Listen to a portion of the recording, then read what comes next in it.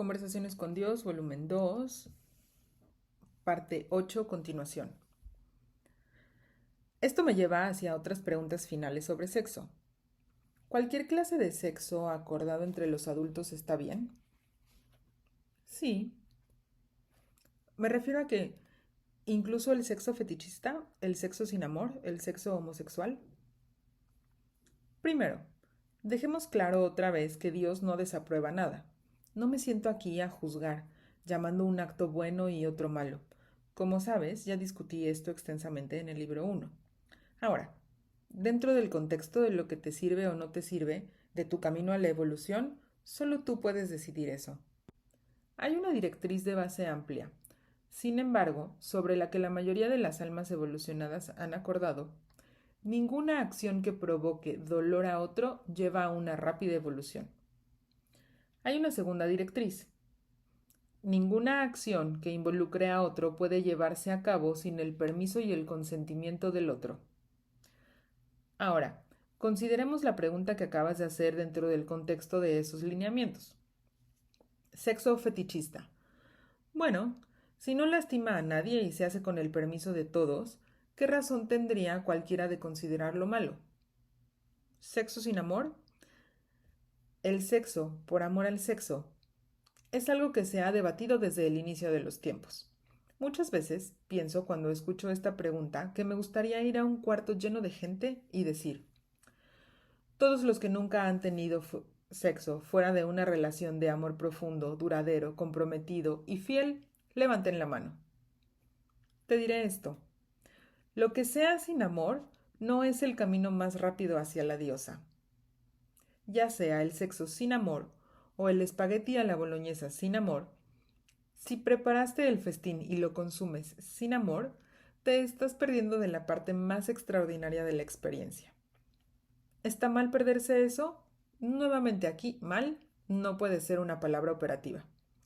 Desventajoso puede estar más cerca, dado que deseas evolucionar hacia un ser espiritual más elevado, tan rápido como puedas. El sexo homosexual. Tantas personas quieren que diga que estoy en contra del sexo homosexual o de la homosexualidad misma, pero no hago juicios sobre esto o sobre cualquier otra decisión que tomes. La gente quiere hacer toda clase de juicios de valor sobre todo, y yo les arruino la fiesta de cierta manera. No me les uniré en esos juicios, lo que es especialmente desconcertante para quienes dicen que yo los originé. Si observo esto, hubo un tiempo en que la gente pensaba que el matrimonio entre gente de distintas razas no solo era desaconsejable, sino en contra de la ley de Dios. Sorprendentemente, algunas personas todavía lo piensan. Señalaban su Biblia como la autoridad, así como lo hacían sobre cuestiones relativas a la homosexualidad.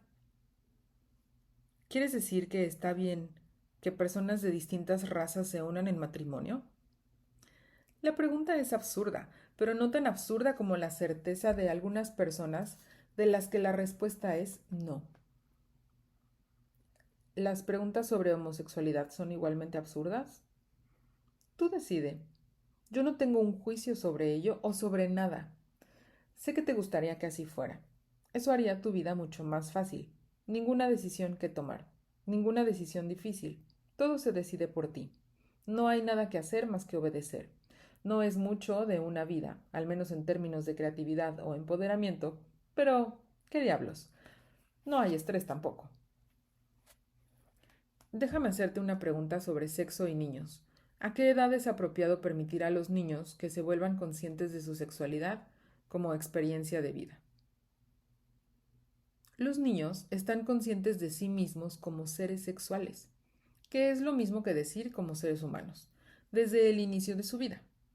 Lo que muchos padres en tu planeta hacen ahora es intentar disuadirlos de notarlo. Si la mano de un bebé va hacia el lugar equivocado, se la quitas. Si un niño pequeño empieza a encontrar momentos de placer dentro del deleite inocente con su propio cuerpo, reaccionas con horror y le transmites al niño ese sentido de horror. El niño se pregunta, ¿qué hice? ¿Qué hice? Mamá está enojada, ¿qué hice? Con tu raza de seres no ha sido una cuestión de cuándo introduces a tus hijos al sexo, sino ha sido una cuestión de cuándo dejas de exigirles que nieguen su propia identidad como seres sexuales. En algún punto entre los 12 y los 17 años, la mayoría de ustedes deja de luchar y dicen esencialmente, aunque aunque naturalmente no es con palabras, pues no hablan de estas cosas. De acuerdo, ahora puedes notar que tienes partes sexuales y cosas sexuales para hacer buen uso de ellas. Sin embargo, para este momento el daño está hecho. Tus hijos llevan 10 años o más viendo que deben sentirse avergonzados de esas partes de su cuerpo. A algunos ni siquiera se les dice el nombre adecuado para ellos. Escuchan de todo, desde pipí y tus pompis hasta palabras que se esfuerzan enormemente por inventar, y todo para evitar decir simplemente pene y vagina. Así, al haber dejado muy claro que todas las cosas que tienen que ver con estas partes del cuerpo deben esconderse, que no se puede hablar de ellas y deben negarse, tus hijos explotan entonces hacia la pubertad sin saber en lo absoluto qué hacer con lo que está pasando con ellos. No tuvieron ninguna preparación. Por supuesto, entonces actúan miserablemente respondiendo con torpeza, sino inapropiadamente, a sus ansias más nuevas y urgentes. Esto no es necesario, ni me parece que sirva a tus hijos, pues muchos de ellos entran a su vida adulta con suficientes tabús sexuales, inhibiciones y complejos para ganarle a la banda. Ahora bien, en las sociedades iluminadas, a los hijos nunca se les desalienta, regaña o corrige cuando empiezan a encontrar un gozo temprano en la naturaleza de su propio ser. Tampoco se evita particularmente o se esconde necesariamente la sexualidad de sus padres, es decir, la identidad de sus padres como seres sexuales. Los cuerpos desnudos, ya sea de los padres o de los hijos o hermanos, son vistos y tratados como si fuera algo totalmente natural, totalmente maravilloso y totalmente bueno, no como algo de lo que se deba estar avergonzado.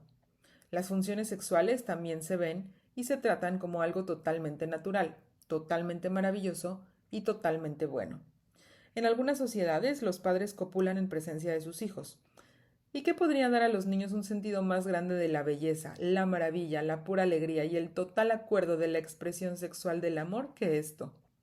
Pues los padres modelan constantemente lo correcto e incorrecto de todos los comportamientos, y los niños captan las señales sutiles y no tan sutiles de sus padres, sobre todo a través de lo que ven que sus padres piensan, dicen y hacen. Como dije antes, puedes llamar a esas sociedades paganas o primitivas, pero debe notarse que en esas sociedades las violaciones y los crímenes pasionales son virtualmente inexistentes. Se ríen de la prostitución pues se les considera un absurdo y las inhibiciones y disfunciones sexuales no existen. Mientras que esta apertura no es recomendable justo ahora para tu propia sociedad, con excepción del más extraordinario de los escenarios, sin duda sería demasiado estigmatizante culturalmente, sí es tiempo de que las llamadas civilizaciones modernas de tu planeta hagan algo para terminar con la represión, la culpa y la vergüenza que generalmente rodea y caracteriza la totalidad de la expresión y la experiencia sexual de tu sociedad. ¿Sugerencias? ¿Ideas? Dejen de enseñar a los niños desde el principio de sus vidas que las cosas que tienen que ver con el funcionamiento natural de su cuerpo son vergonzosas y están mal. Dejen de demostrar a sus hijos que todo lo sexual debe esconderse. Permitan que sus hijos vean y observen el lado romántico de ustedes. Permítanlos ver cómo se abrazan, se tocan, se acarician gentilmente. Déjenlos ver que sus padres se aman y que mostrar su amor físicamente es algo muy natural y maravilloso. Te sorprendería saber en cuántas familias no se ha enseñado siquiera esa simple lección. Cuando sus hijos empiecen a abrazar sus propios sentimientos sexuales, su curiosidad y sus deseos, háganlos que se conecten con esta nueva y expansiva experiencia de sí mismos con un sentido interno de alegría y celebración, no de culpa ni de vergüenza. Y por amor del cielo, dejen de ocultar sus cuerpos de sus hijos. Está bien si los ven nadando desnudos en una poza cuando vayan a acampar o en una alberca en su patio. Que no les dé una apoplejía si los alcanzan a ver pasando del baño a la recámara sin bata. Terminen esta frenética necesidad de cubrirse, bloquear, cerrar cualquier oportunidad, por inocente que sea, de que sus hijos se les presenten como seres dentro de su propia identidad sexual. Los niños creen que sus padres son asexuados porque sus padres se han mostrado de esa forma. Luego se imaginan que ellos deben ser así, pues todos los niños emulan a sus padres. Los terapeutas te dirán que algunos hijos adultos hasta la actualidad pasan momentos más difíciles al imaginar a sus padres realmente haciéndolo, lo que por supuesto los llena, ya como pacientes en el consultorio de su terapeuta, de rabia o de culpa o de vergüenza, porque naturalmente desean hacerlo y no pueden entender qué pasa con ellos. Así que hablen de sexo con sus hijos, ríanse del sexo con sus hijos, enséñenles y permítanles y recuérdenles y muéstrenles cómo celebrar su sexualidad. Eso es lo que pueden hacer por sus hijos, y háganlo desde el día en que nazcan, con el primer beso, con el primer abrazo, el primer contacto que reciban de ustedes, y que ellos ven que ustedes reciben en uno del otro. Gracias, gracias. Realmente estaba esperando que metieras un poco de sensatez a este tema, pero tengo una pregunta final. ¿Cuándo es adecuado introducir o discutir o describir específicamente la sexualidad con tus hijos? Ellos te dirán cuando sea tiempo. Cada niño lo dejará claro sin lugar a dudas si realmente estás mirando y escuchando. Se presenta en incrementos en realidad. Llega aumentando y sabrás la manera apropiada a su edad de tratar con la llegada que se va incrementando de la sexualidad de tu hijo si tú eres claro, si tú ya terminaste con tus propios asuntos pendientes sobre todo esto. ¿Cómo llegamos a ese lugar? Hagan lo que sea necesario. Inscríbanse en un seminario, vean a un terapeuta, únanse a algún grupo, lean un libro, mediten sobre ello, descúbranse uno al otro. Más que nada, descúbranse uno al otro, como hombre y mujer otra vez. Descubran, revisen, reconquisten, reclamen su propia sexualidad. Celebren eso, disfruten eso, posean eso. Posean su propia sexualidad juguetona y luego pueden permitir y alentar a sus hijos a poseer la suya. De nuevo, gracias. Ahora, dejando de lado la consideración de los niños y volviendo al tema principal de la sexualidad humana, tengo que hacerte una última pregunta. Puede parecer impertinente e incluso frívola, pero no puedo dejar que este diálogo se termine sin preguntártelo. Bueno, deja de disculparte y solo pregunta. Bien, ¿existe algo que se pueda considerar demasiado sexo? No, por supuesto que no. Pero sí existe una necesidad excesiva de sexo. Sugiero esto. Disfruta todo. No necesites nada. ¿Incluyendo a las personas? Incluyendo a las personas, especialmente a las personas. Necesitar a alguien es la forma más rápida de matar una relación. Pero a todos nos gusta sentirnos necesitados. Entonces, deja de hacerlo. Que en cambio te guste ser innecesario, pues el mayor regalo que puedes darle a alguien es la fortaleza y el poder de no necesitarte, de que no te necesite para nada.